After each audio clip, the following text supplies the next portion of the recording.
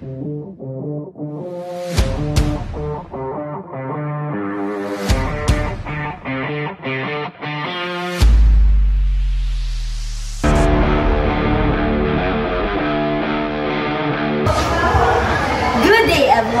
this is the first day of our broadcasting interview for the opening intramurals at St. Francis Gihogan City, Negros Oriental.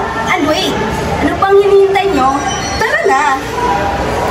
Good day everyone, I'm with Suazigan P. Barroso. From what department? From the Senior High School Department, ABM 12. Okay, this is my question. Do you think this event gives a benefits to the students? I believe that celebrating the 63rd founding anniversary here at St. Francis College, Gihogan truly gives benefits to students, as this event enhances students' abilities and also their skills in different forms, especially in the different events that our school held. Okay, what a wonderful answer! Thank you! Thank you! Oh. So, hi Ate! What is your name? From what department? Okay. This is my question. What are your expectations? My expectation of this event made the full system or us from the city department I would enjoy the result on during the sa intramurals. So, maraming siguro mag-enjoy and may the spirit of sportsmanship kay matunga ka na no. So maura to guys.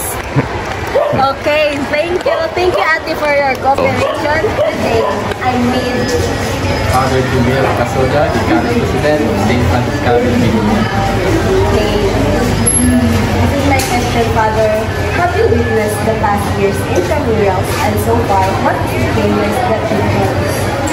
Well, of course, I've been here in St. Francis College for the past 3 years, and this is my 4th year. And so far, I observed that this year is quite different from the previous year's intramurals, because this year we have more games to play. No, we make it more bigger, and there are games that were not played last year, like for example, archery and football, and I think that the only two were added for this year. So the only difference is that this year is more exciting and more fun, and we have more games to play.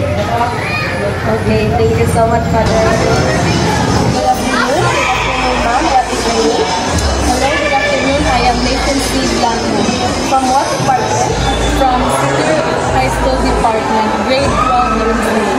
Okay, this is my question. What do you think is the main goal of this event? I think the main goal of this event is more likely to promote physical activity and also mental health. This activity shows there are different kinds of sports and skills. Oh, thank you so much for participating. Sir, what is your name? From what department? Senior High School Department. Okay, this is my question. Are you participating in one of the events? Yes, volleyball actually. And why? I actually play volleyball since I was a kid. Ever since I saw my mother play volleyball, I've been inspired to play volleyball ever since. Wow, thank you so much, sir, for your participating. Good day everyone, this is the second day of our interview for the Intramurals 2025 of St. Francis College, Gihogan. So sir, ano ba ang natutunan mo while playing your favorite sports? Sa mula na akong basketball ngayon, akong na-learn kay Bana John, never say die ra John, tapos always stay humble and kalimti ang ginasa ng gula. Okay sir, so thank you kayo sir. So good day everyone. Good day to you ma'am. What is your name ma'am? I'm Rachel Cajelo and I am from the coordinator of PSPA major in Human Resource Management. So you're a coach of... Yes, I am also acting as a coach of the HR from PSPA. Okay ma'am, thank you ma'am. So ma'am, my question is, as a coach of these sports, ano po ba ang ipapayo mo sa kanila? Okay, so as we all know that sports usually it really takes time, and also it takes a team coordination, or in short, they need to have a teamwork in order for the group to have a good play. And as well as I always taught them that they must always not just for aiming to win, but also to have enjoyment all around with the game or the sports na ilahan participate. Okay, ma'am. Thank you, ma'am. God bless you. So, good day, everyone, and good day to you, ma'am. So, what is your name, ma'am? My name is Liderine Albahay, and I am a student here at St. Francis College. Okay, ma'am. Thank you, ma'am. And my question is, sino sa manlalaro ang iyong hinahangaan or ina-idolize? So I've seen so many good players here inside the court, but that one player that caught my attention was the one from the BSIS team. He is Jade Hinsoy. I've seen him dominate the court so many times now, so I believe he carried his team, did the work, did the job, so I believe he is the one that I look up to when it comes to playing the game. Yeah. So, thank you, ma'am. So, good day, everyone, and good day to you, ma'am. What is your name, ma'am? I'm Mary Chris From what department? from Senior High Department. Okay, so my question is, as a fan of that game, ano ang napipil mo habang nanonood ka sa intense na laban na yun? Well, the game is very exciting and happy kayo mentally. Nga jud kayo sa dula because maayo kayong manula ang parehong team. So that's all. Okay, ma'am. Thank you, ma'am. So, good day, everyone, and good day to you, sir. What is your name, sir? Eugene Zapata. From what school, sir? Nurse Julian. Okay, sir. Thank you. My question is, kung papipiliin ka sa dalawang panig na ito, sino ang pipiliin mo at bakit? I choose Bisbee because mo na akong kurso, tapos dire po ko ka first year. So ako po sila mga kauban sa una. Okay, sir. So, thank you, sir, and God bless always. Good afternoon, everyone, and to you, sir. Good afternoon also to you, ma'am. What's your name? LG Delicano, officiating basketball.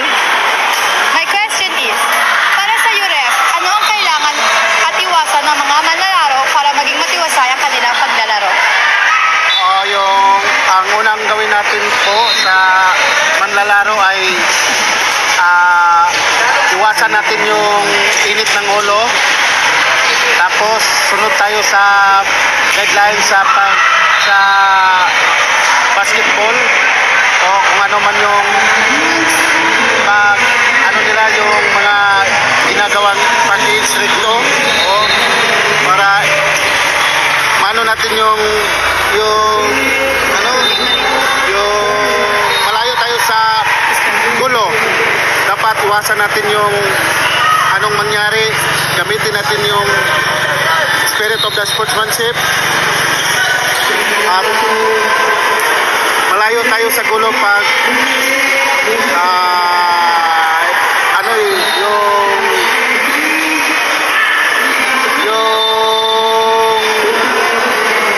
sunod tayo sa mga payo ng ating mga guro at sa mga coaching.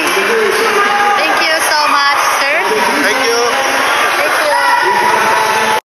Good afternoon, everyone, and to you, sir. Good afternoon. What's your name? Ian Mark. Okay, my question is, ano sa feeling nanalo ang iyong team? Good. Kaya naka-experience like mga dad ko. Okay, thank you so much. Good afternoon, everyone, and to you, sir. What's your name? My name is John Lloyd H. Botero.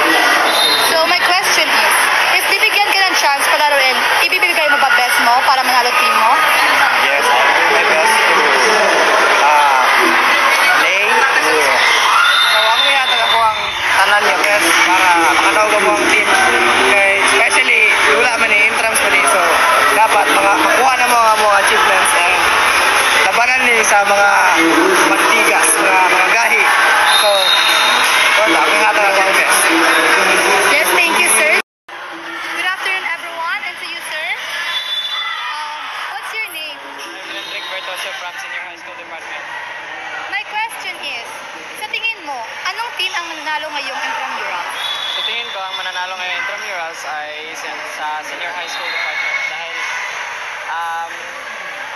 nasa kanila na ang opportunity sa mananalo ngayong intramurals. Good luck. Sige sir, thank you so much. Good evening, everyone, and to your coach, good evening. Good evening. What is your name, coach?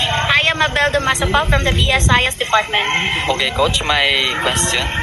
As a coach, ano-ano ang preparasyon upang makamit ang iyong pagparal?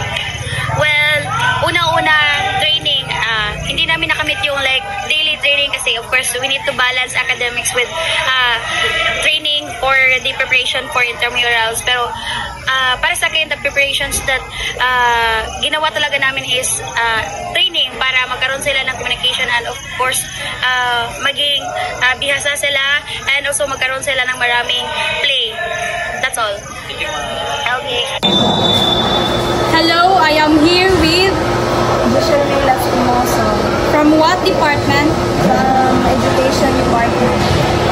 I have a question for you. Which team do you think is the dark horse of the intramurals and why? So, pinaka-dark horse is ang City Ed guys. Siyempre, ang amo ang team na mahalod na pag-irin sila. Laman na po sila. And City Ed sila mo. Para support sila po sa Hello everyone, I am here with Erlinda Sartagun. From what department? BA department. I have a question for you. How do you show your support for your favorite intramural team? Okay, para sa ako, first is before mag-start ang game, ako as lang i-motivate through encouraging team members to stay positive and focus. Then during the game, dapat i-encourage na ko sila through cheer, their team, then as after sa game kay, lahi ka ng mga reflection, then i-discuss ang ilang mga asa sila pwede mo improve. Thank you, sir. Good day, everyone. I am here with... My name is Alexa Jampelli from BSBA HRM 2B. I have a question for you. Which intramural team or player has impressed you the most and why?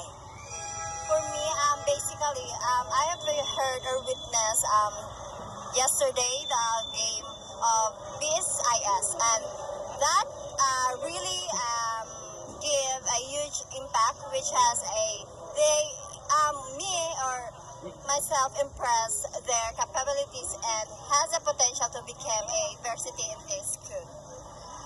That's all? Yes. Thank you. Good day, everyone. I am here with Jeremy. From what department are you?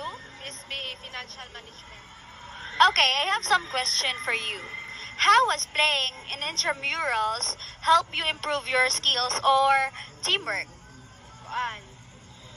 Naka-help siya sa akong skills kay napildi ko sa ikaduha nga game kay nakadaog na medyo na improve akong skills katong paglihok-lihok o sa akong mga footwork.